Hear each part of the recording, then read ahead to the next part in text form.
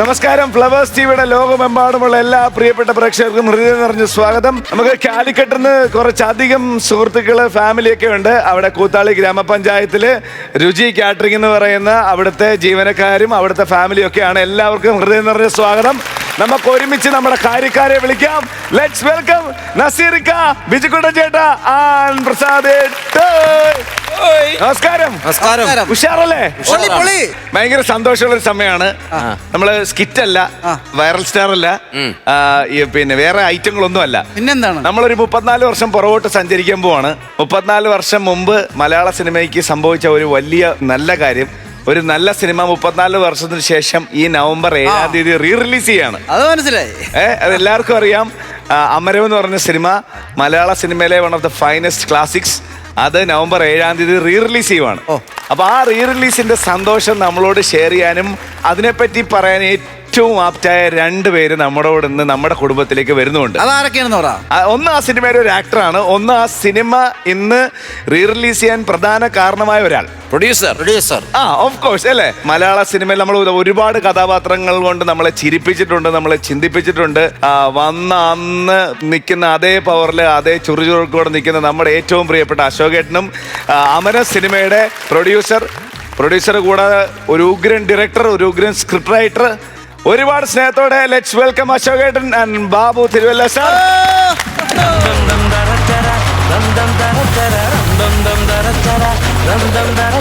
അശോകേട്ടാ welcome sir. ഒത്തിരി സന്തോഷം. നമസ്കാരം സാറേ. നമസ്കാരം. ഏറ്റവും വലിയ സന്തോഷമാണ് നവംബർ 7-ാം തീയതി അമരം റീ റിലീസ്. അതെ, പിന്നെ ആ സന്തോഷം ഒന്ന് ചെറുതായിട്ട് പറഞ്ഞുകൊണ്ട് നമുക്ക് ഈ സെലിബ്രേഷൻ തുടങ്ങാം. തീർച്ചയായും വളരെ ഹാർഡ് വർക്ക് ചെയ്തൊരു സിനിമയാണ്. എന്നെ സംബന്ധിച്ച് പറഞ്ഞാൽ ഞാൻ ആ സിനിമയുടെ ഷൂട്ടിംഗ് എല്ലാം കഴിഞ്ഞ് വീട്ടിൽ ചെന്നപ്പോൾ എൻ്റെ 10 കിലോ കുറഞ്ഞു.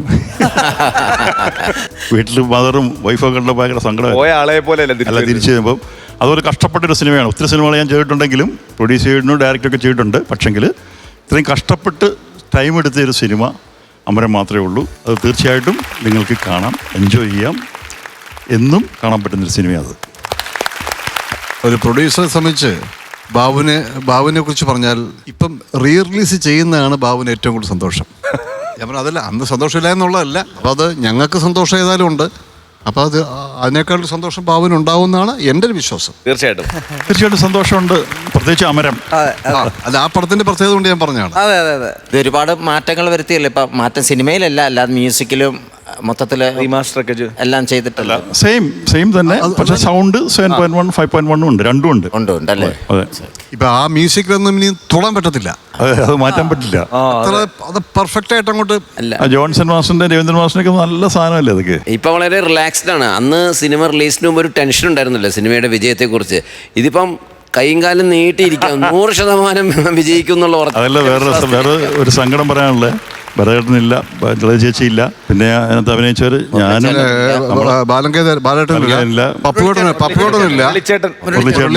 സൈനുദ്ദീനുണ്ട് ചെറിയ വേഷം, ചിത്രയില്ല. ഞങ്ങൾ ആ പാടെ 2-3 പേരേ ഉള്ളൂ, ഇനി ബാക്കി നമുക്കൊന്നും പ്രായമായിട്ടില്ല. അത് വയസ്സ് പറയണ്ട, മിണ്ടുന്നില്ല. നമുക്ക് അതേ ചുറുചുറുക്കോടുകൂടി കുറച്ച് സമയം ഈ കുടുംബത്തിരുന്ന് സ്കിറ്റൊക്കെ കണ്ട് എൻജോയ് ചെയ്യാം. കൂട്ടത്തിൽ ഒരുപാട് വിശേഷങ്ങൾ ഞങ്ങൾക്ക് ചോദിക്കാനുണ്ട്. 34 വർഷം നമുക്ക് പുറകോടി യാത്ര ചെയ്യാനുണ്ട്. അപ്പോൾ ഒരുപാട് സ്നേഹത്തോടെ 2 പേർക്കും ഫ്ലവേഴ്സ് കോമഡി ഇത് ഐറ്റം വേറിലേക്ക് ഹൃദയം നിറഞ്ഞ സ്വാഗതം.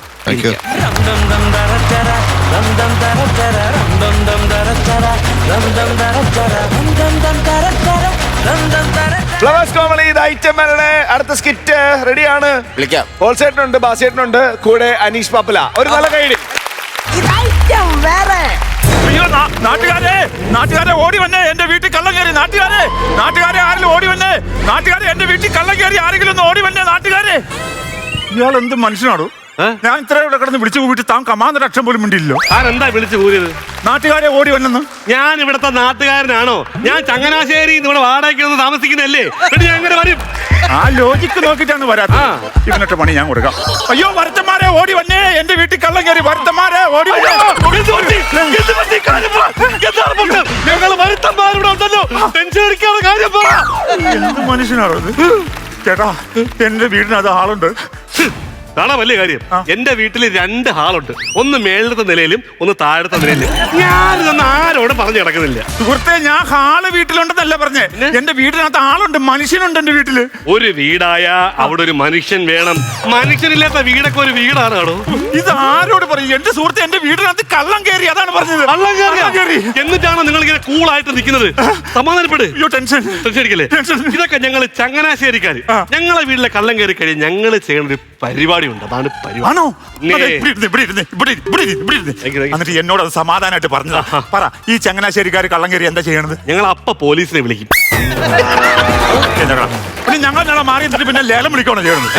അവന്റെ പോലീസിനെയൊക്കെ ഞാൻ വിളിച്ച ആദ്യമേ പറഞ്ഞു. വിളിച്ചാ? ഞാൻ SIക്ക് അന്തസ്സായിട്ട് മെസ്സേജ് അയച്ചിട്ടുണ്ട്. എന്ത് മെസ്സേജ് അയച്ചു? Locked my home. അത് മലയാളത്തിൽ പറഞ്ഞാ പോരുന്നത്. SIക്കല്ലേ മെസ്സേജ് അയക്കണ? ഒരു പഞ്ച് വേണ്ടേ? ഒരു ഗുമ്മിന് വേണ്ടി അയച്ചാണ്. അതൊക്കെ ഞങ്ങൾ ചങ്ങനാശ്ശേരിക്കാര്. ഞങ്ങൾ അവിടെയൊക്കെ പോലീസിനെ വിവരം അറിയിച്ചിട്ട് പോലീസ് വരെ ലേറ്റ് ആയി കഴിഞ്ഞാ ഞങ്ങൾ ചെയ്യണ ഒരു പരിപാടി. ആണോ? ഇതിന്റെ ആ സംഭവം എനിക്കൊന്ന് പറഞ്ഞതാ. ഒന്ന് പറഞ്ഞ ചങ്ങനാശ്ശേരിക്കാർ എന്നാ ചെയ്യണേ ആ സമയത്ത്? ഞങ്ങൾ അപ്പൊ തന്നെ കള്ളനെ അകത്തിട്ട് വീട് അങ്ങ് പൂട്ടും. നിന്റെ കണ്ണി കുരുവാണോടാ? അങ്ങോട്ട് ഞാൻ പിന്നെ അത് വീട് പൂട്ടിയിട്ടാണ് നിനക്ക് കാണാൻ പാടില്ല. ആ പൂട്ടിയായിരുന്നു. അവനൊരു ഇവന്റെ വിചാരം ചങ്ങനാശ്ശേരി വേറെ ഏതോ രാജ്യത്താന്ന് പറഞ്ഞത്. അവന്റെ ഒരു ഐഡിയ ആയിട്ട് വന്നേക്കുന്നത്. പോലീസുകാർ വരാൻ ലേറ്റ് ആവുന്നുണ്ടല്ലോ. പോലീസുകാർ ലേറ്റ് ആയെങ്കിൽ ഞാൻ തോന്നും. പോലീസുകാർ വരെ ലേറ്റ് ആയി കഴിഞ്ഞാൽ ഞങ്ങൾ ചങ്ങനാശ്ശേരിക്കാർ ചെയ്യണ വേറൊരു കിട്ടുക്ക പരിപാടിയാണ്. ആണോ? അല്ല വേണ്ട, അല്ല ഇരിക്കേ. അല്ല ചിലപ്പോ ചേറ്റില്ലെങ്കിൽ അങ്ങനെ എഴുതിയേപ്പിക്കും. അതാണ് നിനക്ക് അറിയാം ചങ്ങനാശ്ശേരിക്കാരുണ്ടാക്കാൻ വേണ്ടി വന്നത്. അല്ലേ പറഞ്ഞിട്ടത്?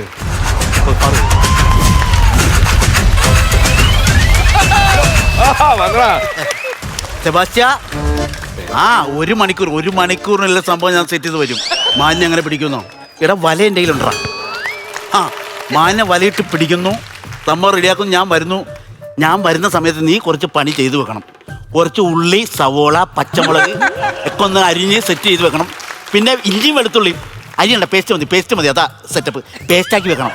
പിന്നെ കുരുമുളക് പൊടിക്കണ്ട. മാനിറച്ചി ചതച്ചിടുന്ന ആ ടേസ്റ്റ്. ചതച്ചിട്ട് എടുത്തിങ്ങനെ കടിക്കുമ്പോൾ കുപ്പിയോ ഇവിടെ മാനിറച്ചി ഞാൻ കൊണ്ട് ഒരു കുപ്പി സ്വന്തമായിട്ട് മേടിയില്ല. അതും കൂടെ എൻ്റെ തലയിലേക്ക് വെക്കണ്ടേ? വെച്ചോ. ഒരു മണിക്കൂർ എത്തിക്കഴിഞ്ഞു. മാനിറച്ചിയും കൂട്ടി ഒരു പിടി. അല്ല, ആരാ എന്നെ ഫോൺ ചെയ്തത്? സാറേ ഞാനാണ് സാറേ. മെസ്സേജ് ഞാനാണ് സാറേ. ഇതാരത്? ചങ്ങനാശ്ശേരി വന്ന് താമസിക്കണം സാറേ. വരുത്തന കുഴപ്പക്കാരനൊന്നും ഇല്ല സാറേ, ഒരു കുഴപ്പമില്ല സാറേ. വന്ന് ചങ്ങനാശ്ശേരി പറയട്ടെ. നമ്മൾ 3 പേരല്ലാതെ വേറൊരാൾ ഇത് അറിയരുത്. അതിന് സാറേ വിഷയമുണ്ടോ? പിന്നെ കേസ് മാറിയില്ല. ആണല്ലേ? ഞാൻ സംഭവം പിടിക്കുന്നു, സംഭവം റെഡിയാക്കുന്നു, 3ആയിട്ട് വീതിക്കുന്നു. ഒരു കാല് ഞാൻ കൂടുതൽ എടുക്കും. ഞാൻ SI ഒരു കാല് വേറൊരു സെറ്റപ്പ് ഉണ്ട്. അതാണ് സാർ എന്താ ഉദ്ദേശിക്കുന്നത്? അല്ല, ഇവിടെ മാൻ. സാറ് ഏതമാനാ ഉദ്ദേശിച്ചത്? മറ്റേ പുള്ളിമാനല്ല, ഒരു മനുഷ്യൻ. ഇയാളെ വീട്ടിൽ കുടുങ്ങി കിടക്കാ കള്ളൻ. ഇയാൾ പൂട്ടിയിട്ടിരിക്കുക. അതിനെ പിടിക്കാനാ പറഞ്ഞത്. മനുഷ്യൻ മാൻ ലോക്ക്ഡ് മൈ ഹോം. മാൻ എന്ന് പറയുമ്പോ മനുഷ്യന്റെ ഇംഗ്ലീഷ് അങ്ങനെ. എന്റെ ഹെർമൻ ഹുണ്ടട്ടെ മലയാളത്തിൽ എഴുതി വെച്ചാൽ പോരെ. ആറിനൊരു മെസ്സേജ് അയക്കുമ്പോ ഒരു പഞ്ച് വേണ്ട സാറേ. സാറേ SI അല്ലേ, അതിനുവേണ്ടി ചെയ്താൽ. എന്റെ സാറിനൊക്കെ നോക്കിക്കൊണ്ട് വായിക്കേണ്ട മെസ്സേജ്. അതല്ലേ അബദ്ധം പറ്റി? ഇങ്ങനെ എഴുതി വെച്ചാൽ നമ്മൾ തെറ്റിദ്ധരിക്കത്തില്ലോ. പിന്നെ ഇത് കൂട്ടി ഇന്നാളെ വേറെ അബദ്ധം പറ്റി. എന്റെ അമ്മാവന്റെ മകൻ എന്റെ ഫോണിലേക്ക് ഒരു വാട്സപ്പ് മെസ്സേജ്. എന്തോന്ന്? ഖനീബി ഉണ്ട്, പെട്ടെന്ന് വരാൻ. എന്നിട്ട് ഞാനൊരു കുപ്പി സോഡയും ഒരു മിക്സറും അവിടെ ചെന്നപ്പോ അവനൊരു തേനീച്ചക്കൂട് കാണിച്ചത്. ഇല്ലായിരിക്കുന്നു ഖനീബി പറപ്പിച്ചൂടെ. അത് സ്ഥിരം പരിപാടിയാണല്ലേ? എന്ന് ഇങ്ങനെയൊക്കെ മെസ്സേജ് അയച്ച് എന്ത് ചെയ്യുമെന്ന് പറയണം. സാറ് ഇത് പിടിക്കുക സാറേ. സംഭവം സാർ ഞാൻ ഡൗട്ട് കേട്ടു സാറേ. എന്താണ് ഇതെന്തിനാ സാറേ ഈ വല? വല എന്തിനാന്ന്? ഇനിയിപ്പൊ അതിനും കള്ളക്കഥ ഉണ്ടാക്കി. സാർ എന്തിനാ വല എന്തിനാ പറഞ്ഞില്ല സാർ? കേരള പോലീസ് വല വീശി എന്ന് കേട്ടിട്ടുണ്ടോ? ഞാൻ ന്യൂസിൽ കേട്ടിട്ടുണ്ട്. ആ വലയാണ് ഈ വല. ആണോ? നീയായിരുന്നു, അതുകൊണ്ട് ഞാൻ എടുത്തിട്ട് പോകും. അയ്യോ, ഞാൻ ആദ്യമായിട്ടാ സാറേ ഈ വല കാണുന്നത്.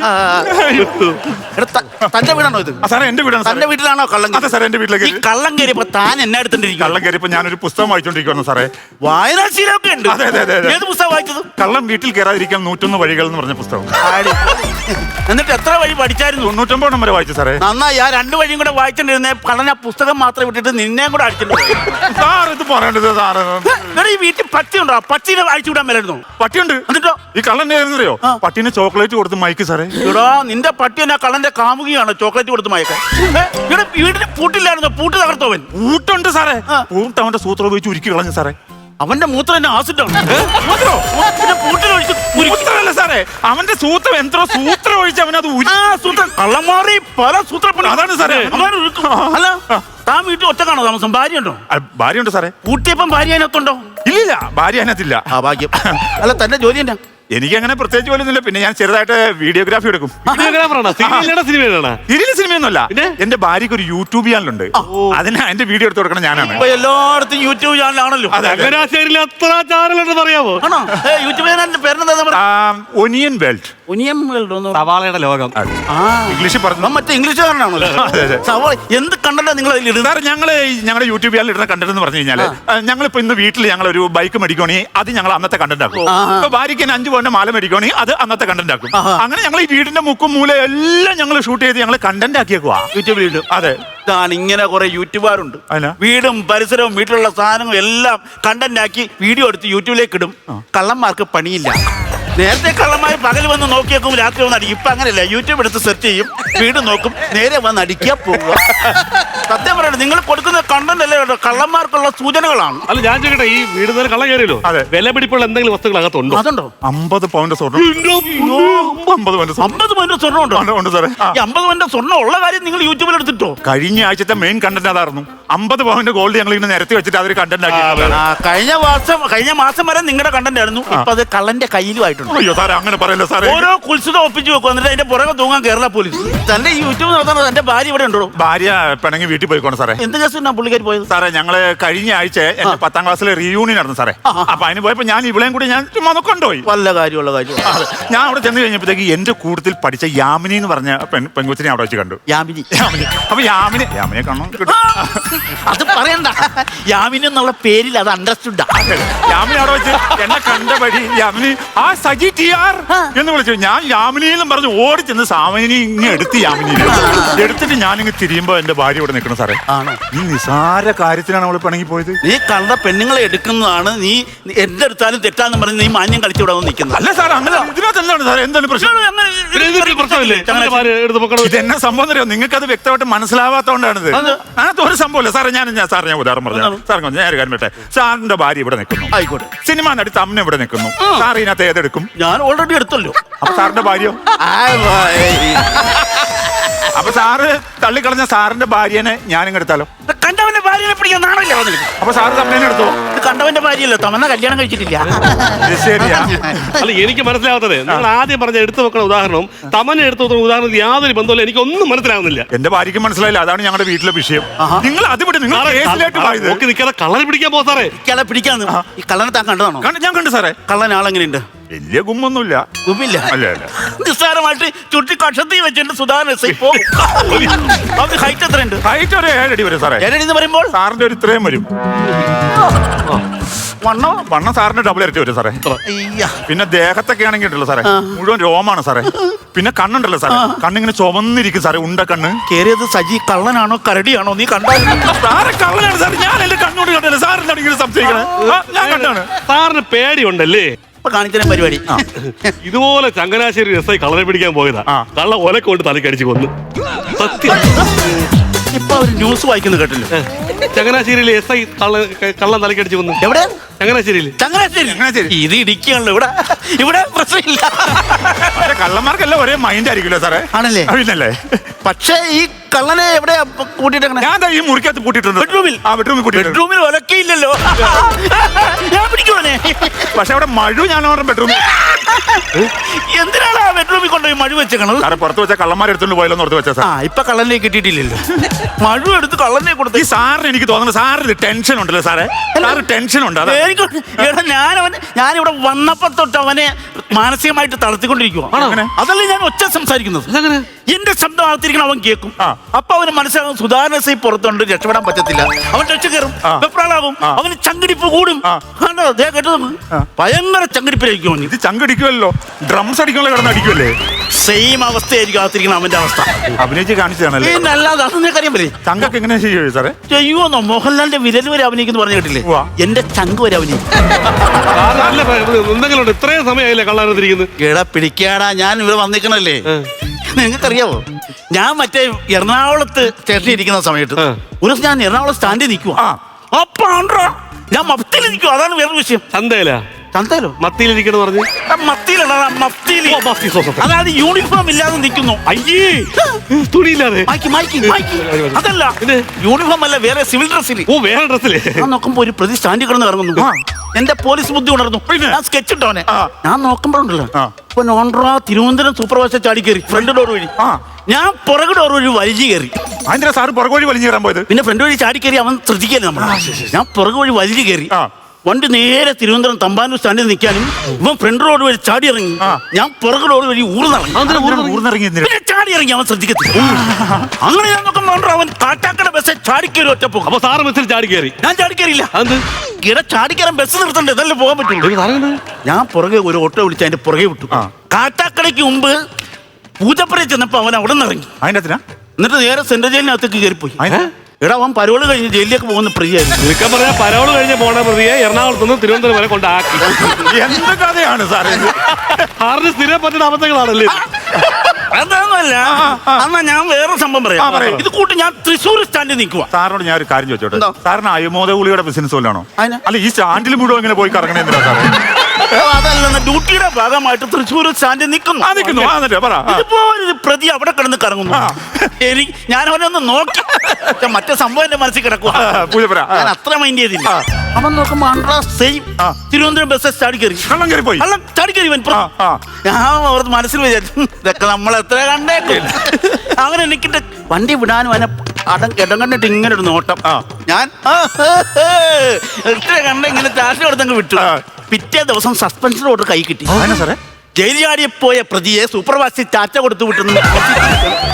CCTV ഇരിക്കുമല്ലോ. അയ്യോ, അപ്പൊ സാറിന്റെ ഇൻവെസ്റ്റിഗേഷൻ മൊത്തം പൊളിഞ്ഞ കേസാ. എടാ, ഒരബദ്ധം ഏത് പോലീസുകാരനും പറ്റും. ഇതങ്ങനെയല്ലോ മാല പോലെ അബദ്ധം പറ്റുമല്ലോ സാറേ. സാറ് മലപ്പുറത്ത് ഇരുന്നിട്ടുണ്ടോ സാറേ? അയ്യോ, മലപ്പുറത്ത് ഇരുന്നിട്ടുണ്ടോ? മലപ്പുറത്ത് ഇരുന്ന് എന്റെ ഊപ്പാട് വന്നു. എന്നായിരുന്നു സാറേ ഇത്? അതായത് ഒരു ദിവസം രാത്രി 9:30 തൊട്ട് വെളുപ്പിന് 4:30 വരെ മലപ്പുറം സ്റ്റാൻഡ് ഇരുന്നു ബസ് നോക്കി. അതല്ല, അവിടെ സർവീസിൽ ഇരുന്നോന്ന്. സർവീസ് ഇരുന്ന മലപ്പുറത്തല്ല, നിലമ്പൂര്. നിലമ്പൂര് സാറേ ഇരുന്നിട്ടുണ്ടോ? അയ്യോ, നിലമ്പൂര് എന്ന കഥ പറഞ്ഞോളല്ലോ. പോലീസ് സ്ഥലമല്ലേ നിലമ്പൂര്? ഒരു ദിവസം ഞാൻ സ്റ്റേഷൻ ഇരിക്കുമ്പോ മുകളിൽ നിന്ന് വിളി, പിന്നെ മാവോയിസ്റ്റുകൾ ഇറങ്ങിയിട്ടുണ്ട്, പിടിക്കണം. ഏകദേശം ഒരു വൈകിട്ട് ഒരു 6:30 സമയം. ഇരുട്ട് വീണ് തുടങ്ങി. പോകാതിരിക്കാൻ പറ്റില്ല. ഞങ്ങൾ പോയങ്ങോട്ട്. ഞങ്ങൾ ചെന്ന് നോക്കുമ്പോൾ ഒരു 8 മാവോയിസ്റ്റുകളും കാട്ടിനകത്തുണ്ട്. 8 പേര്. ഞങ്ങളാണെങ്കിൽ ഞാനും 144 PC മാത്രമേ ഉള്ളൂ. മൊത്തം 145 പേര്. 144 PC-കളും സാറും കൂടെ കൂട്ടി 145 പേര് ആയില്ലേ? ഇവിടെ വെളിവില്ലാത്തവനെ 145 നമ്പരാ. ഞാനും 145 എന്ന് പറഞ്ഞ ഒരു PC. രണ്ടുപേരുള്ളൂ. അവര് മാവോയിസ്റ്റുകൾ 8 പേര്. ഇരുട്ട് വീണ് തുടങ്ങി. ഞങ്ങൾ കണ്ടത് അവന്മാര് ഒരു 6 റൗണ്ട് ഒരു വെടി. ഞങ്ങൾ പിന്മാറോ? ഞങ്ങൾ തിരിച്ചൊരു 5 റൗണ്ട് വെടി അങ്ങോട്ട് കൊടുക്കും. അത് കണ്ടപ്പോ വെടിയങ്ങ് മൂത്തു. പിന്നെ ചറവറ വെടിയായിരുന്നു. തിരിച്ചു കൂടുന്നോറും അവന്മാര് 4 വെടി കിട്ടുന്നു, ഞങ്ങള് 3. നിങ്ങളുടെ മൊത്തത്തിൽ 2 തോക്കല്ലേ ഉള്ളൂ. വെടി തുടങ്ങിയാ പിന്നെ തോക്കിന്റെ എണ്ണം നോക്കാറില്ല. വെടിയോട് വെടിയായി. അതിനകത്ത് ലോജിക്കില്ല അല്ലേ സാർ? ലോജിക്ക് നോക്കാൻ പറ്റില്ല. വെടി തുടങ്ങിയാൽ വെടി. എന്നിട്ട് പിന്നെ വേറെ വിഷയം ഏകദേശം ഇരുത്തി വരുവാണല്ലോ, കാണാമല്ലോ. അങ്ങനെ വെടി മൂത്ത് വന്ന സമയത്ത് ഒരു മാവോയിസ്റ്റ് വിളിച്ചു പറഞ്ഞു, രക്ഷപ്പെട്ടുള്ള ഓടിക്കോ. അതെന്താ പറഞ്ഞത്? അത് രാത്രി സമയല്ലേ? അപ്പൊ നിങ്ങൾ എങ്ങനെയാണ് അവർ കാണുന്നത്? ഇരുട്ടത് എങ്ങനെയാ കാണുന്നത്? പറഞ്ഞുതരാം. ഈ പിസ്റ്റൾ ഉണ്ടല്ലോ, ഇതിൽ വെടി പോകുമ്പോ ഇവിടെ ഒരു സ്പാർക്ക് വരും. ഈ വെട്ടത്തിൽ അവരെന്റെ മുഖം കണ്ടു. വിട്ടോടാ, രക്ഷപ്പെടണമെന്ന് പറഞ്ഞ് ഓടി. ഞാനൊരു കാര്യം പറഞ്ഞോട്ടോ സാറേ. എന്താണ് സാറേ, ഇവിടെ ആ തോക്കെടുത്ത് ഒന്ന് വെടി വെക്കാവോ സാറേ? എന്തെങ്കിലും ചെയ്യാവോ സാറേ? കുഴപ്പമില്ല, ഇനിയിപ്പം വെടി തന്നെ വെച്ചേക്കാം. നാക്കൊണ്ട് വെച്ച പോരാണ്ട് ഇനി തോക്കൊണ്ട് വെക്കുവാണോ? പിന്നെ എവിടെ ഇരിക്കും സാറേ? ചറപറാന്ന് വെടി വെക്കും സാറേ. ആ ജനലിക്കടെ ഈ തോളക്കടെ ഒക്കെ എന്ത് മണ്ടത്തിലൂടെ പറഞ്ഞു? അങ്ങനെ ചറവറ ചാടിക്കാൻ വെടിവെക്കാൻ പറ്റുമോ? നിസ്സാര സംഭവമല്ലേ ഇത്? അങ്ങനെ വെടിവെച്ചാൽ ഇതിന്റെ ഓരോ ഉണ്ടയ്ക്കും നമ്മൾ കണക്ക് ബോധിപ്പിക്കും. സർക്കാരിനോടോ? പിന്നെ അതറിയാൻ പാടില്ല. അതല്ല, ഇത് കൊണ്ടുവന്നൊക്കെ നമ്മൾ വെടിവെക്കണമെങ്കിൽ അതിന് കറക്റ്റ് ആയിട്ട് കാരണം വേണം. അത്രയ്ക്ക് ഒരു രക്ഷയില്ലാത്തൊരു സാഹചര്യത്തിൽ മാത്രമേ ഇതിന് വെടി ഉതിർക്കാൻ പറ്റുള്ളൂ. ഈ വെടിയുണ്ടെന്ന് പറഞ്ഞാൽ നീണ്ടല്ലേ ഇരിക്കുന്നത്? പക്ഷെ പിന്നെ ഇതിന് ഉണ്ടെന്ന് പറയണം, ഉരുണ്ടല്ലേ ഉണ്ടെന്ന് പറയണം, നീണ്ടിരിക്കുന്ന ഉണ്ടെന്ന് പറയുന്നത്. അത് ന്യായമായ ഒരു ചോദ്യമല്ലേ സാറേ? അല്ല സാറേ, അത് പറ സാറേ. ഈ പോലീസുകാരെ ഉണ്ടേ പിടിക്കാതെ ഞാൻ പറയണേ. നമുക്ക് അങ്ങനെ ഉണ്ട ചറവറ വെടിവെച്ച് കളയാൻ പറ്റില്ല. ഓരോരുത്തരും ഇന്നാണെങ്കിൽ ഇതിൽ 5 ഉണ്ടേ ഉള്ളൂ. ആദ്യം പറഞ്ഞു ഒരു തോക്കിൽ 6 ഉണ്ടെന്നാണ് ഞാൻ ഇവിടെ വായിച്ചിട്ടുണ്ട്. 6 ഉണ്ട്. അതിനെന്തറിയോ, ഞാൻ പോരാണെങ്കിപ്പോ എന്റെ ഇളയ മോൻ ഒരു ബെറ്റ് പിന്നെ ഇല്ലായിരിക്കണ കൊക്കയിൽ ഒറ്റ പിടിക്ക് വീഴ്ത്താവുന്നു. ഒന്നും നോക്കില്ല, എടുത്തൊരു കീച്ചു കൊടുത്തു. കൊക്ക് പടിഞ്ഞോട്ട് പോയി, ഉണ്ട കിഴക്കോട്ട് പോയി, ഞാൻ ഇങ്ങോട്ടും പോയി. കള്ളനെ പിടിക്കണ്ടേ സാർ? എത്ര നേരം സാറേ വന്നിട്ട് കഥയും പറഞ്ഞു നിൽക്കണോ സാറേ? ഒരു പെണ്ണുപിള്ളി അറിഞ്ഞ വിഷയാവും സാറേ, അതുകൊണ്ടാണ് ടെൻഷൻ അടിക്കുന്നതാണ്. ഇത് പ്ലാൻ ചെയ്ത് പിടിക്കാം. അവൻ ഏതായാലും അകത്ത് പരിവക്കേടായിട്ടിരിക്കുക. ഞാൻ അകത്തേക്ക് കയറുന്നു. അവനെ പിടിക്കുന്നു. ഇനി അവനെങ്ങാനും എന്നെ വെട്ടിച്ച് ചാടാൻ വഴിയില്ല. അബദ്ധത്തിൽ എങ്ങാനും ഇങ്ങോട്ട് ചാടിയാൽ നിങ്ങൾ അവനെ ഒന്ന് കൈകാര്യം ചെയ്തോ. ഓക്കെ അല്ലേ? ഒന്നും നോക്കണ്ട കേട്ടോ. അപ്പൊ ഓക്കെ സാർ നോക്കി പോകാം. നമ്മൾ പറഞ്ഞു പോലെ വരുന്നു. തലക്കടിച്ചാൽ പിന്നെ അത് പറഞ്ഞു കഴിഞ്ഞാല്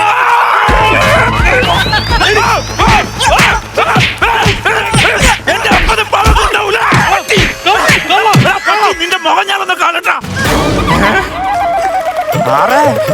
സാറെന്തിനാ സാറേ ഇപ്പൊ ഇങ്ങോട്ട് വന്നേ? കള്ളം വരുന്നല്ലേ സാറേ പറഞ്ഞു? ചങ്ങനാശ്ശേരി ഓടി. എടാ ഞാൻ അകത്തേക്ക് കയറുമ്പോ കള്ളൻ വരുന്നല്ലേ പറഞ്ഞത്. അബദ്ധത്തിൽ എങ്ങനെ കള്ളന് പറയും ഞാൻ വന്നാൽ എന്നെ തല്ലരുതെന്ന് സൂചന തരാൻ വേണ്ടി ഇങ്ങോട്ട് വന്നത്. എന്താ അവിടെ കള്ളനെ കാണാനില്ല. അടുക്കള വാതിൽ പുറത്തോട്ട് തുറന്ന് കിടപ്പുണ്ട്. പിന്നെ അവിടെ നിന്ന് ഒരു കത്ത് കിട്ടി. ഒനിയം വേൾഡ് യൂട്യൂബ് ചാനലിന്റെ അവതാരക അറിയാൻ തള്ളുമ്പോ കുറച്ച് മയത്തിൽ തള്ളണം. നിങ്ങൾ പറഞ്ഞതുപോലെ ഈ വീട്ടിൽ 50 പവൻ സ്വർണം പോയിട്ട് 5 മില്ലിഗ്രാം സ്വർണം പോലും ഇല്ല. പിന്നെ 50 പവനുണ്ടെന്ന് പറഞ്ഞാൽ കണ്ടന്റിന് വേണ്ടി ഇമിറ്റേഷൻ ഗോൾഡ് വെച്ച് വീഡിയോ എടുത്തായിരുന്നു. പിന്നെ നിങ്ങളുടെ മണ്ടൻ ഭർത്താവ് അടുക്കള വാതിൽ പൂട്ടാതെ ഫ്രണ്ട് ഡോർ മാത്രം പൂട്ടിയത് കൊണ്ട് ഞാൻ രക്ഷപ്പെട്ടു. പിന്നെ മുളക് പാട്ടേ കിടന്ന 65 രൂപ ഞാൻ എടുക്കുന്നു വണ്ടിക്കൂലിക്കായിട്ട് എന്ന് പേര് വെളിപ്പെടുത്താൻ ആഗ്രഹിക്കാത്ത മാന്യനായ കള്ളൻ. സാറേ കേസ് കൊടുക്കണം സാറേ. കേസ് കൊടുക്കണം സാറേ. എന്റെ മുളക് പാട്ടേ കിടന്ന 63 രൂപ കൊണ്ടായില്ല. കേസ് കൊടുക്കണം സാറേ. ഇത്തരം സന്ദർഭങ്ങളിലെ ഞങ്ങൾ ചങ്ങനാശ്ശേരിക്കാർ കാണിക്കുന്ന ഒരു പരിപാടിയുണ്ട്. എടാ ഇത്തരം സന്ദർഭങ്ങളിൽ നിങ്ങൾ ചങ്ങനാശ്ശേരിക്കാർ എന്ത് പരിപാടി കാണിക്കുമെന്ന് എനിക്ക് അറിയാൻ പാടില്ല. ഞങ്ങൾ പോലീസുകാർ കാണിക്കുന്ന ചെറിയൊരു പരിപാടിയുണ്ട്. അതെന്നാ അത്? ഇങ്ങോട്ട് നല്ല സ്കിറ്റായിരുന്നു അല്ലേ നസീർക്ക? അടിപൊളി സ്കിറ്റായിരുന്നു കേട്ടോ. കാര്യം തുടക്കം തന്നെ നല്ല രസമായിരുന്നു. നല്ല പഞ്ചായിരുന്നു തുടക്കത്തിൽ. ആ കള്ളം കയറിയതിൻ്റെ ആ ഫീല് നിങ്ങൾ കാണിച്ചു. ഓടി വന്ന് എൻ്റെ വീട്ടിൽ കള്ളം കയറിയ നാട്ടുകാരെ ഓടി വരണം എന്ന് പറഞ്ഞപ്പോൾ അനീഷ് ഓടി വന്നിട്ട് മാറി നിൽക്കുന്നത് അതൊരു ഉഗ്ര സാധനം. കാര്യം ഞാൻ ഈ നാട്ടുകാരനല്ല, ഞാൻ വരുത്തനാന്ന് പറഞ്ഞു. ആ അപ്പട്ടം തൊട്ട് ഈ സാധനം അങ്ങോട്ട് കയറാൻ തുടങ്ങിയതാണ്. പിന്നെ ബാസി വന്നു മൊത്തത്തിൽ അടിപൊളിയായിട്ട് ഫുള്ളായിട്ട് നിങ്ങൾ എന്താ കളിച്ചങ്ങോട്ട് ഞങ്ങളിലേക്ക് എത്തിച്ചു. അത് വേണം പറയാനായിട്ട്. നല്ല ത്രെഡ് കേട്ടോ. കാര്യം കള്ളം കയറിയിട്ടുണ്ട് വീട്ടിൽ, അത് പിടിക്കാനായിട്ട് വരുന്നു, പോലീസുകാരൻ വരുന്നു. പക്ഷെ ഇത് ആ മെസ്സേജ് ഇല്ലേ അതിൽ പെട്ടിട്ട് അടുത്ത കൂട്ടുകാരനോടല്ലേ വിളിച്ച് പറയുന്നത് ഈ ഉള്ളിയും കാര്യങ്ങളൊക്കെ റെഡിയാക്കി വെക്കുക, മാനുമായിട്ട് ഞാനങ്ങ് എത്തിക്കോളാം. അതൊക്കെ നല്ല നല്ല സാധനങ്ങളാണ് നിങ്ങൾ ഇതിൻ്റെ അകത്ത് നിറച്ചിരിക്കുന്നത്. ഗംഭീരമായിട്ട് നിങ്ങൾ ചെയ്തു. ആ ഒരു പ്രതീക്ഷ നിങ്ങൾ നഷ്ടപ്പെടുത്തിയില്ല. ഗംഭീരമായി 3 പേരും നല്ല രസമായിരുന്നു. ആ ത്രെഡിൻ്റെ പഞ്ച് അനുസരിച്ച് തുടക്കം മുതൽ അവസാനം വരെയും ആ പഞ്ച് കീപ്പ് ചെയ്തു നിങ്ങൾ. അതാണ് ഈ സ്കിറ്റിൻ്റെ ഏറ്റവും വലിയ വിജയം എന്ന് പറയുന്നത്. 3 പേർക്ക് ഓൾ ദ ബെസ്റ്റ്. ഗംഭീരമായിരുന്നു. ചേട്ടാ ബാസി അനീഷേ നല്ല സ്കിറ്റായിരുന്നു കേട്ടോ. ഗംഭീര സ്കിറ്റായിരുന്നു. എനിക്ക് തോന്നുന്നു 3 പേരിലും തമാശകൾ ഒരുപാടുണ്ടായിരുന്നു. ഈ പോലീസായാലും SI ആയാലും അതുപോലെ തന്നെ കള്ളം കയറിയ വീട്ടിലെ ഉടമസ്ഥനായാലും അനീഷായാലും. അനീഷിനെ കുറിച്ച് പറയുമ്പോൾ നസീർക്ക് പറഞ്ഞില്ല, ആദ്യം വരണം വരവ് തന്നെ നമുക്കെല്ലാവരും നാട്ടുകാരും വീട്ടുകാരാണ് നമുക്ക് ഏറ്റവും കൂടുതൽ ഇഷ്ടവും. അവരാണ് ഒന്ന് സഹായിക്കുന്നത്. ഇത് ഇയാൾക്ക് തന്നെ നാട്ടുകാരാണെന്നും വീട്ടുകാരാണെന്നും പറയണ്ട, പുള്ളി വരുത്തനാണെന്ന് പറഞ്ഞ ഇഷ്ടം. രണ്ടാമത് പറയണ്ടല്ലോ വരുത്തന്മാരെ ഓടി വരണേ. അപ്പൊ ഇയാൾ എടുത്തു പറയണ് ഞങ്ങൾ വരുത്തന്മാരുള്ളപ്പോ എന്തിനാ പേടിക്കുന്നത്. അതുമ്മ പിടിച്ചിട്ടുള്ളൊരു കാര്യം ഉഗ്രനായിരുന്നു. കാരണം അത് ഒരു നാട്ടിലും പറയാത്തൊരു കാര്യമല്ലേ. നമ്മൾ ചിലപ്പോൾ പിറ്റേ ദിവസം പറയായിരിക്കും നമ്മൾ ഇത്രയും നാട്ടുകാരുണ്ടായിട്ട് ആ വരുത്തം വന്നാൽ നമ്മൾ സഹായിച്ചെന്ന് പറയും. പക്ഷെ ഇയാൾ ആ ഒരു കെയർ ഓഫിൽ ഇത് എടുക്കുമെന്നുള്ള കാര്യം അറിയാൻ പാടില്ല.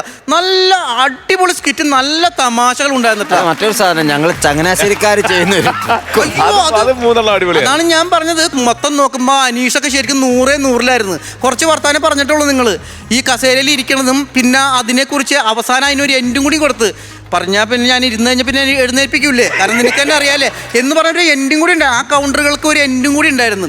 അത് ഭയങ്കര രസമായിരുന്നു. പിന്നെ അതുപോലെ എനിക്ക് ഇഷ്ടപ്പെട്ടൊരു സംഭവം തോക്കിൻ്റെ കാര്യങ്ങൾ പറഞ്ഞാൽ എല്ലാം കിടില സാധനമാണ്. കാരണം തോക്കിൻ്റെ ഉണ്ട് എന്നാണ് നമ്മൾ നീളത്തിലാണ് തോക്കിൻ്റെ ഉണ്ട്.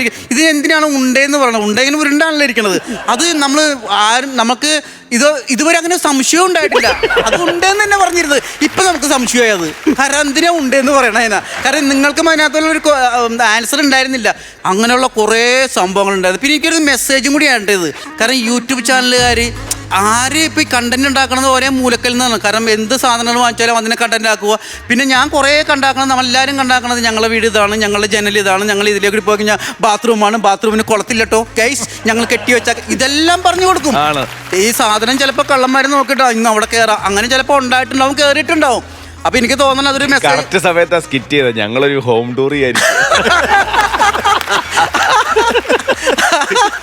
അതേതായാലും നഷ്ടപ്പെട്ടല്ലേ. Planning ആ. ആ അപ്പൊ എന്തായാലും ഹോം ടൂർ ചെയ്തിട്ട് ഒരു 5-6 ദിവസം വീട്ടിൽ തന്നെ കാണണം. ഇതേപോലെ ചമ്മും കള്ളൻ. ഇതിനകത്ത് ഏറ്റവും പ്രത്യേകിച്ചുള്ള കാര്യം എന്ന് വെച്ചാൽ ഓരോ എൻട്രിക്കും ഓരോ ക്യാരക്ടേഴ്സിനും ഓരോ എൻട്രി തമാശകൾ ഉണ്ടായിരുന്നു. എല്ലാം നന്നായിരുന്നു കേട്ടോ. All the very best. Thank you Prasad. ഗംഭീരമായിരുന്നു. ഇതിനകത്ത് ഓരോ കൗണ്ടറും എടുത്ത് പറയേണ്ട കാര്യമില്ല, കാരണം എല്ലാം കൃത്യമായിട്ട് ബിജുക്കുട്ടൻ പറഞ്ഞിട്ടുണ്ട്. പിന്നെ അതാമത്തെ എനിക്ക് ഇഷ്ടപ്പെട്ട മറ്റൊരു കാര്യം വിട്ടുപോയത്, എനിക്ക് തോന്നുന്നു ഈ കാല് ഒരെണ്ണം ഞാൻ വേണം കൂടുതലെടുക്കുമെന്ന് എനിക്ക് വേണം, ഞാൻ എസ് ഐ ആയതുകൊണ്ട് മാനിന്റെ ഒരു കാലെടുക്കുമെന്ന് പറഞ്ഞാണ് വന്നിരിക്കുന്നത്. നിങ്ങളുടെ ആ പഞ്ചുണ്ടല്ലോ, എന്നുമുള്ള നിങ്ങളുടെ ആ ടീമിന്റെ പഞ്ച്, ആ പോൾസിന്റെയും ബാസിന്റെയും നിങ്ങളുടെ ആ ഒരു പഞ്ച് നിലനിർത്തി എന്നുള്ളതാണ്. പിന്നെ ഓരോരോ സ്പെഷ്യൽ മൊമെൻ്റ് എടുത്ത് പറഞ്ഞു കഴിഞ്ഞാൽ ഒരുപാടുണ്ട്. പക്ഷേ ഇതിനകത്ത് എനിക്ക് ഏറ്റവും ഇഷ്ടപ്പെട്ടത് ഇതിനകത്ത് കണ്ടൻ്റ് ആയിട്ടുള്ള ഒരു സാധനമാണ്. കാരണം ഈ ബ്ലോഗ് ചെയ്യുന്നവരുണ്ട്, വീടിൻ്റെ ഓരോ മുക്കും മൂലം ഇവർ കാണിച്ചു കൊടുത്തിരിക്കുകയാണ്. അതിന് നല്ലൊരു ഒരു ഇൻഡയറക്റ്റ് ആയിട്ട് നല്ലൊരു മെസ്സേജ് കൂടി നിങ്ങൾ തന്നിട്ടുണ്ട്. ഓൾ ദി ബെസ്റ്റ് ചേട്ടാ. നിങ്ങൾ അടുത്ത പ്രാവശ്യം ഇതിലും ഗംഭീരമായ സാധനം. ചേട്ടാ ക്ലൈമാക്സ് നന്നായിരുന്നു. ക്ലൈമാക്സ് ഉഗ്രം ക്ലൈമാക്സ് നല്ല ക്ലൈമാക്സ് ആയിരുന്നു. ഏതായാലും എന്താണ്, ഓൾ ദി ബെസ്റ്റ്. നിങ്ങൾ ഇനി അടുത്ത പ്രാവശ്യം ഇതിലും ഗംഭീരമാക്കി കൊണ്ടുവരുമെന്ന് നല്ല ഉറപ്പാണ്. നിങ്ങളുടെ ആ വില, നിങ്ങളുടെ ആ ഒരു പവർ, നിങ്ങളുടെ ആ പേര് നിങ്ങൾ കാത്തു സൂക്ഷിച്ചല്ല ഒരു പടി മുകളിലോട്ട് എത്തിച്ചു. Thank you. അപ്പൊ ആരാണ് ആദ്യം? ഞാൻ കൊടുക്കാം. ഞാനൊരു 15,000 രൂപ കൊടുക്കും. 15,000 രൂപ ബിജുക്കുട്ടൻ ചേട്ടൻ. നസീർക്ക? ഞാനൊരു 1000 രൂപ കൂടുതൽ, 16,000 രൂപ. 31,000 രൂപ. പ്രസാദ് അയച്ചോ? ഞാൻ ഇവിടെ തരാം. ഇതൊന്നും പോരാ.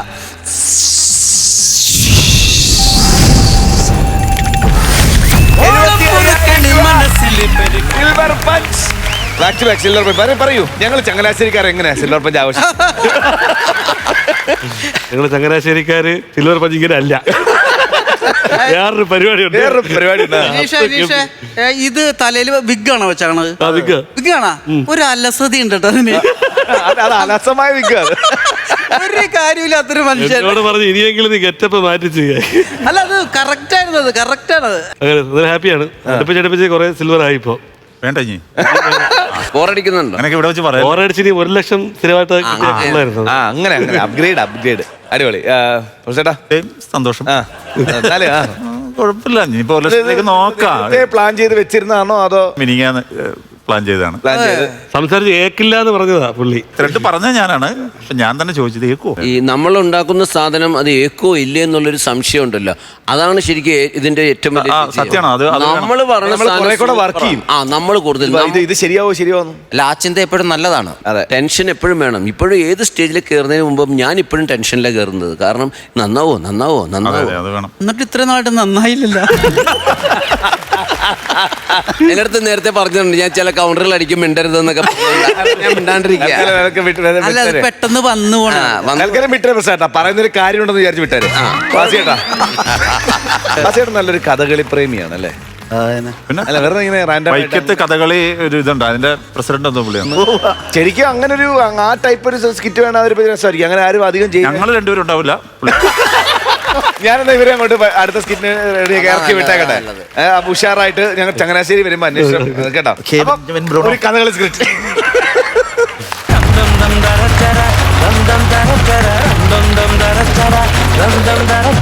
ഫ്ലവേഴ്സ് കോമഡി ഇത് ഐറ്റം വേറെ. നമ്മളോട് വിശേഷങ്ങൾ കുറച്ചുകൂടി എടുത്തു പറയണം. അമരം എന്ന് പറഞ്ഞ സിനിമയുടെ റീ റിലീസിന്റെ വിശേഷങ്ങൾ നമ്മളോട് ഷെയർ ചെയ്യാൻ വേണ്ടിയിട്ട് 2 സ്പെഷ്യൽ ഗസ്റ്റുകൾ നമുക്കുണ്ടായിരുന്നു. നമ്മൾ അവരോട് കുറച്ചു നേരം സംസാരിച്ചു. സിനിമയുടെ കൂടുതൽ വിശേഷങ്ങൾ നമുക്ക് അവരുടെ അടുത്ത് തന്നെ ചോദിച്ചറിയാം. ഒരുപാട് സ്നേഹത്തോടെ അശോകേട്ടൻ ബൗസർ പ്ലീസ്.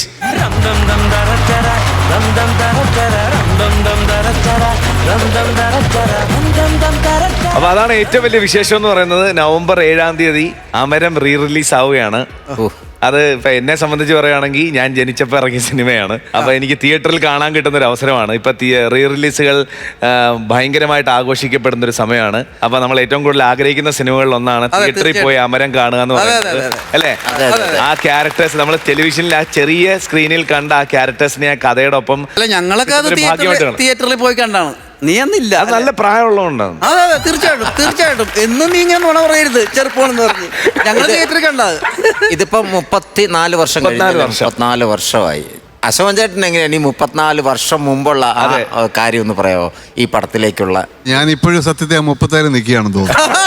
അല്ല, തീർച്ചയായിട്ടും എനിക്ക് തോന്നുന്നു അതെ അതെന്താന്ന് പറഞ്ഞാൽ ഈ പടം അത്രത്തോളം ഒരു ഭയങ്കര ഞങ്ങളൊക്കെ പ്രതീക്ഷിക്കുന്ന അപ്പോൾ ഒരു ഇമേജ് ഉണ്ടാക്കിക്കൊണ്ടാണ്. കാരണം അതേ പിന്നെ ഇത് ഈ പടം റിലീസ് ചെയ്യില്ലല്ലോ. അതെ. അതുപോലെ ഏത് പ്രായക്കാർക്കും ഇഷ്ടപ്പെട്ട സിനിമയായിരുന്നു അമരം. അതെ. അപ്പൊ അതുകൊണ്ട് ഇപ്പൊ വീണ്ടും വരുമ്പോഴും നമ്മളിപ്പോ ആദ്യമായിട്ട് ഇപ്പൊ ഈ അടുത്ത സമയത്ത് അഭിനയിച്ചിട്ട് ഈ പടം റിലീസാകും പോകുന്നല്ലോ എന്നുള്ള ഒരു ഫീൽ നമുക്കുള്ള അവസരത്തിൽ. അതെ. പ്രൊഡ്യൂസർ പോലും പറഞ്ഞു കാണത്തില്ല ആ പടം അത്രത്തോളം ഹിറ്റ് ആവുന്നു. ശരിക്കും അശോകൻ വന്നൊരു നിമിത്തമായിരുന്നു കേട്ടോ.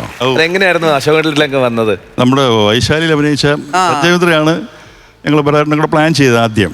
അപ്പോൾ ആ വൈശാലിയിൽ ഹിറ്റായിരുന്നല്ലോ ആ സമയത്ത്. പിന്നെ മറ്റേ തമിഴ്നാട്ടിൽ നിന്നുള്ള ലക്ഷ്മി ആയിരുന്നു ആദ്യം അഭിനയിക്കാനായിട്ട് ഞങ്ങൾ പ്ലാൻ ചെയ്ത്. അപ്പം ഞാൻ വീട്ടിൽ നിന്ന് ആലപ്പുഴയായിരുന്നു ഷൂട്ടിങ്. വീട്ടിൽ നിന്ന് തലേദിവസം പെട്ടിയൊക്കെ എടുത്ത് പോരാന്ന് പറഞ്ഞപ്പോൾ എനിക്കൊരു ടെലഗ്രാം. അപ്പം ഞാനത് പൊട്ടിച്ചു നോക്കിയപ്പം ഐ എം നോട്ട് കമ്മിങ്, സിക്ക്. ആര്? സഞ്ജയ്. അപ്പം ഞാനാ വിഷമിച്ചു, എന്താ ചെയ്യുക? അപ്പം നാളെ ഷൂട്ടിങ് തുടങ്ങാം. വരാട്ടനൊക്കെ ആലപ്പുഴ വന്നിട്ടുണ്ട്. ഞാൻ അടിച്ചാൽ പെട്ടെന്ന് ചെന്നു. അപ്പോൾ ഭരതേട്ടൻ പറഞ്ഞു ഇപ്പം എന്താ ചെയ്യുക? അപ്പോൾ നമ്മുടെ അന്നത്തെ അസോസിയേറ്റ് ഡയറക്ടർ കിത്തുമില്ലേ, കിത്തുകൊണ്ട് ഞാനുണ്ട് ഭരതേട്ടനുണ്ട് റൂമിനകത്ത് ഞങ്ങളിങ്ങനെ ഇരിക്കുക. ഈ സമയത്ത് ഹരിഹരൻ അഭിനയിച്ചുകൊണ്ടിരിക്കുകയാണ്. അതിന് മുമ്പ് ഈ ടൈമില് ഭരതേട്ടന്റെ പ്രണാമം വൈശാലി. ഓ, അത് ഞങ്ങളുടെ വീടിൻ്റെ അടുത്തായിരുന്നു ഷൂട്ടിങ്. അപ്പം ഞാൻ അശോകനെ കണ്ടിട്ടുണ്ട്. പെട്ടെന്ന് എനിക്ക് ഓർമ്മ വന്നിട്ട് ഞാൻ പറഞ്ഞു ചേട്ടാ നമുക്ക് അശോകനെ ആലോചിച്ചാലോ. അപ്പോൾ കിത്തു എന്നെ സപ്പോർട്ട് ചെയ്തു. കിത്തും പറഞ്ഞു അശോകനാണ് നന്നായിരിക്കും, എന്നാൽ അവനെ നമുക്ക് ആലോചിച്ചാലോ ഭരതേട്ടൻ. പിന്നെ വിളിയും കാര്യങ്ങളൊക്കെ പുള്ളിയായിരുന്നു. അത് അശോകൻ പറയാൻ ഡീറ്റെയിൽസ് പ്രൊഡ്യൂസർ സൈഡ്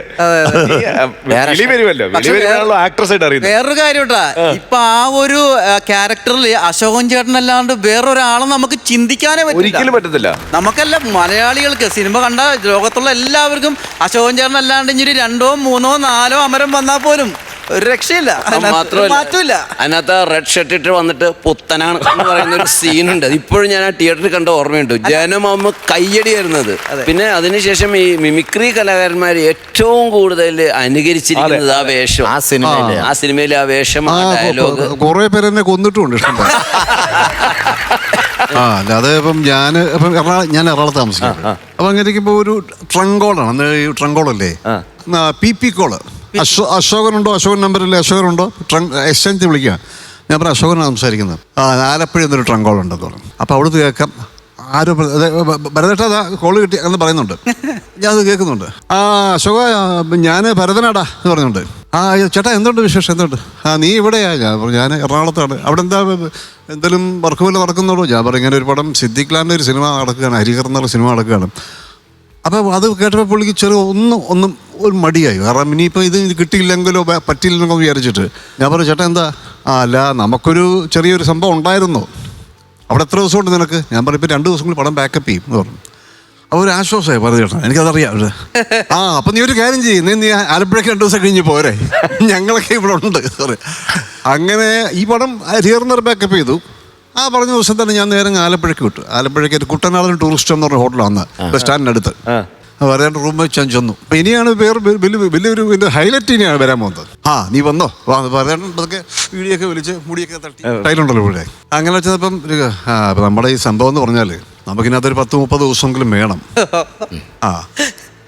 പടത്തിൻ്റെ വളരെ പ്രധാനപ്പെട്ട കഥാപാത്രമാണ്. അപ്പോൾ ആ ക്യാരക്ടറെ കുറിച്ച് കുറേ എക്സ്പ്ലനേഷൻ ഒക്കെ പുള്ളി പറഞ്ഞ് വളരെ സീരിയസ് ആയിട്ട് പറയുക. ഇത് പറഞ്ഞ് എന്നെ ഭയപ്പെടുത്തുന്നുണ്ടോ എന്ന് സംശയം.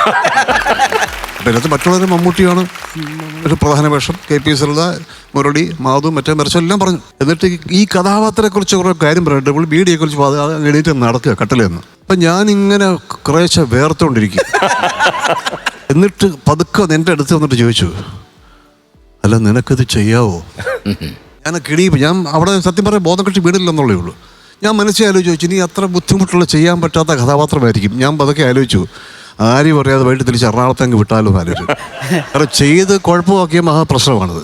എന്നിട്ട് ഭരതേട്ടൻ എൻ്റെ ആൻസറിന് വേണ്ടി വളരെ ആകാംക്ഷയായിട്ട് വീഡിയോ കുറിച്ച് അങ്ങോട്ടും ഇങ്ങോട്ടും നടക്കുന്നുണ്ട് മുറിക്കകത്ത്. ഞാൻ രണ്ടും കൽപ്പിച്ച് ഈ ദൈവം ഒരു ശക്തി എന്ന് പറഞ്ഞ പോലായി പോയി. ഞാൻ പറഞ്ഞു ചെയ്യാൻ ചേട്ടാന്ന് പറഞ്ഞു. മതി, ഓക്കെ, അത് മതി അല്ല പുള്ളിക്കൊരു ജീവൻ വീണു. ഞാനൊരു പകുതി ശവമായിട്ടാണ് പറഞ്ഞുള്ള വേറെ കാര്യം. അങ്ങനെ അത് ആ ക്യാരക്ടറിന് ബാബുവാണ് സജസ്റ്റ് ചെയ്യുന്ന വാസ്തവത്തിൽ. അല്ല ഇത് ഞാനിത് ഇപ്പം പറഞ്ഞു വരുന്നത് പിറ്റേ ദിവസം ഷൂട്ടിങ് തുടങ്ങി ഇതൊരു നിമിത്തമാണ്. നമുക്ക് എന്ത് കാര്യം നമുക്ക് ജീവിതത്തിൽ അങ്ങനെ ഉണ്ടായാലും അതൊരു പലതും നമുക്ക് നിമിത്തമായിട്ട് ഇങ്ങനെ വേറെ ചില പടങ്ങൾ സംഭവിച്ചിട്ടുണ്ട്. അപ്പൊ ദൈവമായിട്ട് കൊണ്ടുവന്ന സെലക്ഷൻസ് ആണ് ഇത്. അതെ തീർച്ചയായിട്ടും. അല്ല, അത്രയും ബുദ്ധിമുട്ടിന് മേലെ നിങ്ങൾക്ക് ആ പടം റിസൾട്ടും തന്നു. അതാണ് തീർച്ചയായിട്ടും. ഭാഗ്യം. എല്ലാ തിയേറ്ററിലും അന്ന് 100 ദിവസത്തേക്കുള്ളൂടി. അന്ന് ചെറുപ്പക്കാരാണല്ലോ ഇത് കൊണ്ടുവന്നത് സിനിമ. അന്നത്തെ ചെറുപ്പക്കാർ അത്ഭുതമായിരുന്നു അന്ന് ആ സിനിമ എന്ന് പറയുമ്പോൾ. മമ്മൂക്ക ഈ ഒരു ഭാഷയിൽ സംസാരിക്കുന്നു. അത് തന്നെ ഭയങ്കര ഒരു പേരായിരുന്നു ആ കാലഘട്ടത്തിൽ. അശോകേട്ടനും മമ്മൂക്കയും തമ്മിലുള്ള ആ ഒരു കോമ്പിനേഷൻസ് ഒക്കെ ഞങ്ങളും ഒരുപാട് സീൻസ് ഉണ്ടല്ലോ അതിനകത്ത്. അതെ. അല്ല, അതിനകത്ത് ഇവർ തമ്മിലുള്ള ഈ ക്യാരക്ടേഴ്സ് തമ്മിലുള്ള ഒരു മത്സരമാണല്ലോ അതിനകത്തുള്ളത്. അത് ഒരു ശരിക്കും പറഞ്ഞാൽ അത് ഒരു ലൈഫിലെ ഒരു അച്ഛന്റെ വേദനയും അല്ലെങ്കിൽ ഒരു കാമുകന്റെ ആഗ്രഹങ്ങളും വേദനയും ഇതെല്ലാം കൂടെ മിക്സ് സംഭവമാണ്. ഈ ഷൂട്ടിങ്ങിന്റെ ഒരു ബുദ്ധിമുട്ടെന്ന് പറഞ്ഞാല് നമ്മൾ ഈ കടപ്പുറത്തല്ലേ, രാത്രിയാകുമ്പോ ഒരു 10,000-15,000 കൂടുതൽ ആൾക്കാർ ഫുള്ള് കാഴ്ചക്കാര് ഭയങ്കര ക്രൗഡഡ്. അപ്പോൾ അത് ഈ 100 പേര് വോളണ്ടിയേഴ്സിനെ വെച്ചിട്ടാണ് നമ്മൾ വർക്കൗട്ട് ചെയ്യുന്നത്. അപ്പോൾ നമ്മുടെ അതിൻ്റെ വർക്കിന് ഏതാണ്ട് 400 പേര് കൂടുതലുണ്ട് ഞങ്ങളുടെ വർക്ക്. 34 വർഷം മുമ്പ് ഇത്രയും എഫേർട്ട് എടുത്ത് ഇത്രയും ബഡ്ജറ്റിൽ ഒരുങ്ങിയ ഒരു വലിയ സിനിമയായിരുന്നത്. അതുകൊണ്ടാണല്ലോ ഇപ്പൊ റീ റിലീസിന് വെച്ചാക്കണത്. അതെ, ഞാൻ ആ ഒരു സന്തോഷം കൂടെ പറയാം. അന്ന് അതായത് 34 വർഷം മുമ്പ് ഇത്രയും കാര്യങ്ങൾ, ഒരുപാട് നിമിത്തങ്ങൾ സംഭവിച്ച ഒരു സിനിമയിൽ അഭിനയിക്കുന്ന സമയത്ത് ഇതൊന്ന് ആലോചിച്ച് നോക്കിയായിരുന്നു ചേട്ടാ. 34 വർഷത്തിന് ശേഷം ആ സിനിമയുടെ പ്രൊമോഷൻസിന് വേണ്ടി ഇന്ന് ഇവിടെ ഇങ്ങനെ നിൽക്കുന്ന ഒരു കാര്യത്തെ പറ്റി ഒരിക്കലും ചിന്തിച്ചിരുന്നില്ല. ഒരിക്കലും നമ്മൾ പ്രതീക്ഷിച്ചു. അതെല്ലാവർക്കും കിട്ടുന്ന ഒരു ഭാഗ്യമല്ല. അങ്ങനെ ഒരുപാട് ഭാഗ്യങ്ങളും വന്നൊരു സിനിമയും കൂടാണ് നമ്മൾ. തീർച്ചയായിട്ടും. അല്ല, ആ പടത്തിനകത്ത് ഒരുപാട് ഘടകങ്ങളുണ്ട്. സ്റ്റോറി, സ്ക്രിപ്റ്റ്, ഡയറക്ഷൻ, അതിനെ പറ്റിയ ആക്ടേഴ്സ്, നല്ല മ്യൂസിക്, കൈതപ്പുറം രവീന്ദ്രൻ ടീം, പിന്നെ യേശുദാസ്, ചിത്ര, എല്ലാം ഉണ്ട് അതിനകത്ത്. അപ്പൊ അതിനകത്ത് എല്ലാം കൂടെ ക്യാമറ, മധുവമ്പാട്ട്. അപ്പം ഒന്നും ആ പടത്തിൽ സത്യത്തിൽ മാറ്റി നിർത്താൻ പറ്റുന്ന സിനിമയല്ല. എല്ലാ രീതിയിലും ഹിറ്റാണത്. പിന്നെ ഇതിന്റെ ഇനിയിപ്പം അതിന് ബാക്കി ചില കാര്യം പറയാനുണ്ട്. റിലീസിനെ സംബന്ധിച്ചുള്ള ചില കാര്യങ്ങളുണ്ട്. പ്രിന്റുമായിട്ടുള്ള ചില കാര്യങ്ങൾ ബാബു പറയുന്നത് കണ്ട് നമുക്ക് ഇത്രയും സന്തോഷം വരുന്നുണ്ടെങ്കിൽ അത് വർഷങ്ങൾക്ക് മുമ്പ് ആ സിനിമയായിട്ട് പ്രവർത്തിച്ച രണ്ടുപേർക്കും മനസ്സിൽ എന്തോരം അല്ലേ സംതൃപ്തി ഉണ്ടാകുന്ന സമയമാണല്ലേ സാർ. അപ്പോൾ മദ്രാസിൽ നിന്ന് പ്രിന്റ് കൊണ്ടുവരണല്ലോ. അന്നറിയാമല്ലോ 15-20 പ്രിന്റൊക്കെ അല്ലേ. അപ്പം ഞാനാണ് കോട്ടയത്തെയും ചങ്ങനാശ്ശേരിയിലെയും മാവേലിക്കരയൊക്കെ പ്രിന്റ് കൊണ്ടിരുന്നത്. അന്ന് വണ്ടിയൊക്കെ അംബാസഡർ വണ്ടിയൊക്കെ ഉള്ളല്ലോ, അറിയാമല്ലോ. ഒത്തിരി വണ്ടികളൊന്നും ഇല്ലല്ലോ.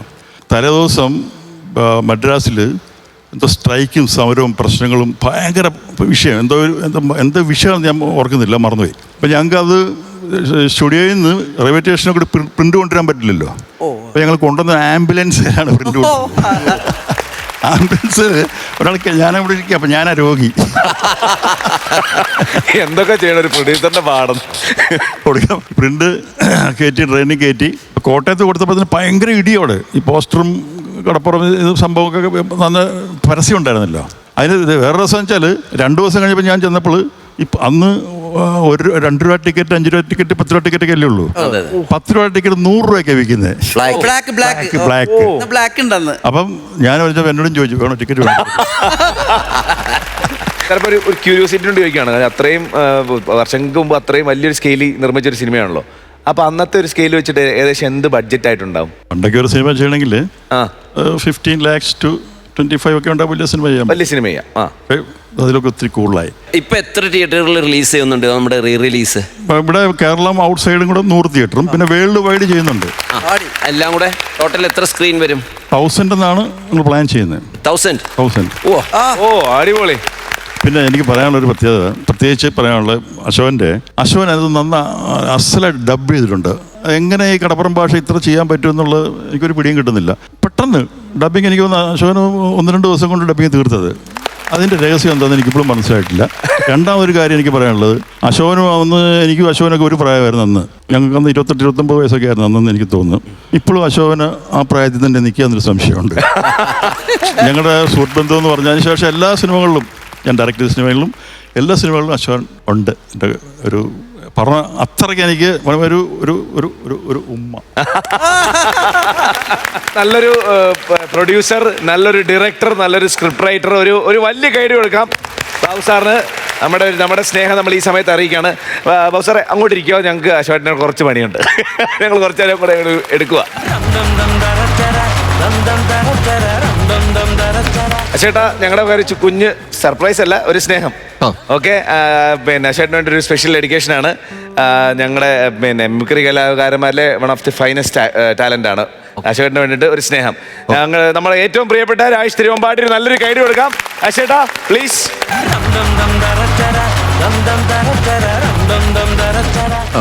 അശേട്ടാ എന്തോ ഇച്ചിക്കോ. എന്നെ കൊല്ലാനുള്ള പരിപാടിയാണ്. എന്താ ഐറ്റം? അല്ല, അമരത്തിലെ ഡയലോഗ് തന്നെ പറയാം. ഓ അടിപൊളി അടിപൊളി. ആകാൻ പോകുന്നുണ്ട്. അമരത്തിലെ ഡയലോഗ് തന്നെ ആദ്യം ഒന്ന് പറഞ്ഞു. സാധാരണ പറയുമ്പോൾ ചെറിയ രീതിയിൽ ഞങ്ങളൊരു എക്സാറേഷൻ ഉണ്ടാകുന്നുണ്ട്. എന്തായാലും അത് ഞാൻ ചെയ്യുന്നില്ല, അത് ചെയ്യാതെ തന്നെ പറയാം. അല്ല അതുണ്ടായാലേ അങ്ങോട്ട് റീച്ച് ആവുള്ളൂ. അതെ. അല്ല, അതില്ലെന്ന് ഞാൻ പറയാം. അതില്ല, അതൊക്കെ കുഴപ്പമുണ്ടോ? ഒരു കുഴപ്പമില്ല. അപ്പനും മോളും കൂടെ കടപ്പുറ വാക്കുന്ന കണ്ടല്ലോ. ഞാനവിടെ നിൽപ്പുണ്ടായിരുന്നു. ആര് കാണാം? പരീക്ഷ ജയിച്ച സന്തോഷമല്ലായിരുന്നു. നമ്മൾ തമ്മിലൊരു വാക്കുണ്ടായിരുന്നു. പരീക്ഷ ജയിച്ച ഗുരുവായൂർ ഒരു ക്ഷേത്ര പ്രദർശനം, പിന്നെ ഒരു പുഷ്പാഞ്ജലി. എൻ്റെ വാക്ക് ഞാൻ പാലിച്ചു. മൂട്ടക്കൈത്തിരി പൊട്ടി, കുഴപ്പമില്ല. ഒരു ചുംബനം തരൂ, കടോട്ടെ എന്നാൽ മതി. നാളെ തിരിച്ചു വന്നേക്കാം. ഇല്ലേ? എന്നാ പിന്നെ പോട്ടെ. ഏട്ടാ ചേട്ടാ പിന്നെ കൊള്ളാം. ഇത് എങ്ങനെ എക്സാജറേറ്റ് ചെയ്ത് കാണിക്കുന്നത് എങ്ങനെയാണ്? അല്ല, കാണിക്കുമ്പോൾ നമ്മൾ ഇതൊരു മറ്റടുത്ത പരിപാടിയായിപ്പോയി. രാധയ്ക്ക് ഓർമ്മയുണ്ടോ? പരീക്ഷ ജയിച്ച ഗുരുവായൂർ ഒരു ശാനപ്രശ്നം, പിന്നെ ഒരു പുഷ്പാഞ്ജലി. അങ്ങനെ ഈ ഇൻഗോസ് ഹൗസ് എന്ന് പറഞ്ഞിട്ട് പുതിയ സിനിമ ഉണ്ടല്ലോ, അതിനകത്ത് ചേട്ടൻ്റെ വോയിസ് വളരെ വ്യത്യാസമുണ്ട്. പഴയ വോയിസ് പോലല്ല, കുറച്ച് പരിക്കം കയറിയിട്ടുണ്ട്, കുറച്ച് ട്രബിൾ. ആടെ അതിനൊന്ന് പരീക്ഷിച്ചു. ഇതെന്താ അവസാനത്തെ കച്ചിത്തുരുമ്പ? ഇതിലെങ്കിലും എനിക്ക് രക്ഷപ്പെടണം. നിങ്ങൾ വയ്ക്കോ? നിങ്ങളൊക്കെ പോയി വലിയ നിലയിലായി, ഞാൻ മാത്രം രക്ഷപ്പെട്ടിട്ടില്ല. ഒന്നെങ്കിൽ ഇത് ഞാൻ രക്ഷപ്പെടും, അല്ലെങ്കിൽ ഇതോടെ ഞാൻ ഇല്ലാതാവും. ഇതിലേതെങ്കിലും ഒന്നും ഇല്ലാതെ ഞാനിനി എങ്ങോട്ടുമില്ല. ഞങ്ങൾക്ക് അശോകേട്ടനെ തൊട്ടായിട്ട് തോന്നി. അശോകേട്ടനോ? നല്ലൊരു കൈഡി.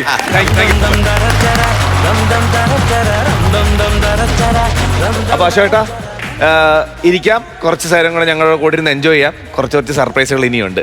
പ്ലീസ്.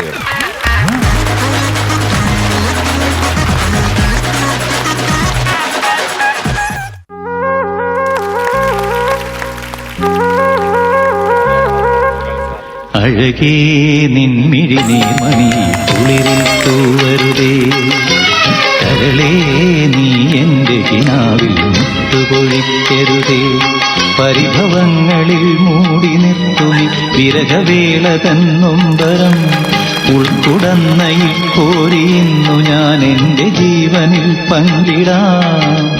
ഒരു വെൺമുകിലിനു മഴയിതളേകിയ പൂന്തിരയഴകിനു മിനയഴകാമെന്നഴകേ, നിൻമിഴി നീർമണി കുളിരിൽ തൂവരുതേ, കരളേ.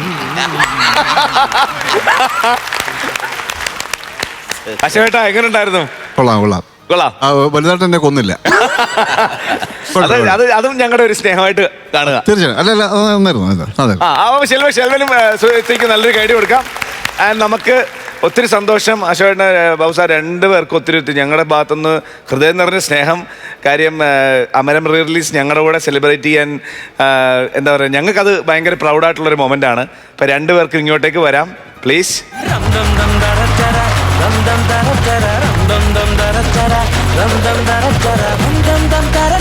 നേരത്തെ പറഞ്ഞ പോലെ ഞങ്ങൾക്ക് ഒത്തിരി സന്തോഷം. November 7th Amaram re release ആവുകയാണ്. എന്താണ് നമ്മുടെ പ്രേക്ഷകരോട് പറയാനുള്ളത്? അത് നിങ്ങളെല്ലാവരും പോയി കാണും എന്ന് നമ്മൾ പ്രതീക്ഷിക്കുന്നു. തീർച്ചയായിട്ടും ഇത് ഫാമിലിക്ക് മാത്രമല്ല ചെറുപ്പക്കാർക്കും കാണാവുന്ന സിനിമയാണ്. അന്നത്തെ ചെറുപ്പക്കാരെ കണ്ട് ഇന്ന് ഇവർ കണ്ടോളും. തീർച്ചയായിട്ടും കാണുമെന്ന് ഞാൻ വിശ്വസിക്കുന്നു. ചേട്ടാ, അന്ന് ഈ 34 വർഷത്തിന് മുമ്പുള്ള സിനിമ, അന്ന് ഈ TV പോലും എല്ലാ സ്ഥലങ്ങളിലും ആയിട്ടില്ല. ഇപ്പൊ ഉദാഹരണം തന്നെ ഇപ്പൊ ജീവയ്ക്ക് അന്ന് 1 വയസ്സേ ഉള്ളൂ പറഞ്ഞു അമരം റിലീസ് ആകുമ്പോ, അല്ലേ? വയസ്സും ഇല്ല. ഇനിയും റിലീസ് ആകുമ്പോ ഈ അന്ന് ഈ 2 വയസ്സും 5 വയസ്സും ഉള്ളവരൊക്കെ ഇപ്പൊ കാണാൻ ഒരു ഏറ്റവും വലിയൊരു ചാൻസ് ആണ് വാസ്തവത്തിൽ. അപ്പൊ വലിയ സ്ക്രീനിൽ കാണുമ്പോ ഇനിയിപ്പോ പുതിയ ഡിജിറ്റൽ കാര്യങ്ങളൊക്കെ വരുമ്പോ ഒരു വലിയ ത്രില്ലായിരിക്കും. അതെ. ആ സമയത്ത് തിയേറ്ററിൽ പോയി കാണാൻ പറ്റാത്ത ഒരുപാട് ആൾക്കാരുണ്ട്. ഇടയ്ക്കിടയ്ക്ക് അമരം എടുത്ത് ഈ പറഞ്ഞ പോലെ ഫോണിലും ടി വിയിൽ വരുമ്പോഴൊക്കെ സ്ഥിരമായിട്ട് കാണുന്നവർ ഹാർഡ് കോർ അമരം ഫാൻസ് ഉണ്ട്. അവർക്ക് വേണ്ടിയിട്ടുള്ള ദിവസമാണ് നവംബർ 7 മുതൽ അങ്ങോട്ടുള്ള ദിവസങ്ങൾ. വേൾഡ് വൈഡ് റിലീസാവുകയാണ്. അപ്പോൾ മലയാളിയെ സംബന്ധിച്ച്, സിനിമ പ്രേക്ഷകനെ സംബന്ധിച്ച് ഒരിക്കലും മിസ് ചെയ്യരുത്. എല്ലാവരും തിയേറ്ററിൽ പോയി ആ തിയേറ്റർ എക്സ്പീരിയൻസ് അനുഭവിച്ചറിയുക. ഒരു 34 വർഷം പുറകിന് പോയി മലയാള സിനിമയുടെ കൂടെ സഞ്ചരിക്കുക. ഇത്രയും ആർട്ടിസ്റ്റുകളുടെ, ഇത്രയും ടാലന്റഡ് ടെക്നീഷ്യൻസിൻ്റെയും കൂടെ ട്രാവൽ ചെയ്യുക. എല്ലാവരും നവംബർ 7-ാം തീയതി അമരം തിയേറ്ററിൽ പോയി കാണണം. താങ്ക് യു അശോകേട്ടാ, thank you sir, thank you so much. ഞങ്ങളുടെ കൂടെ ഈ റിലീസ് സമയം ഞങ്ങളോട് സെലിബ്രേറ്റ് ചെയ്തതിൽ താങ്ക് യു സോ മച്ച്. എല്ലാവരും പടം കാണണം. ഉറപ്പായിട്ടും ഉറപ്പായിട്ടും തീർച്ചയായിട്ടും കാണുമല്ലോ. ഇത് കാലിക്കറ്റ് പടം എടുത്ത് കാലിക്കറ്റ് കാണുമല്ലോ. കാണണം പടം. അപ്പൊ ഒരു നല്ല ഐഡിയ ആവാം.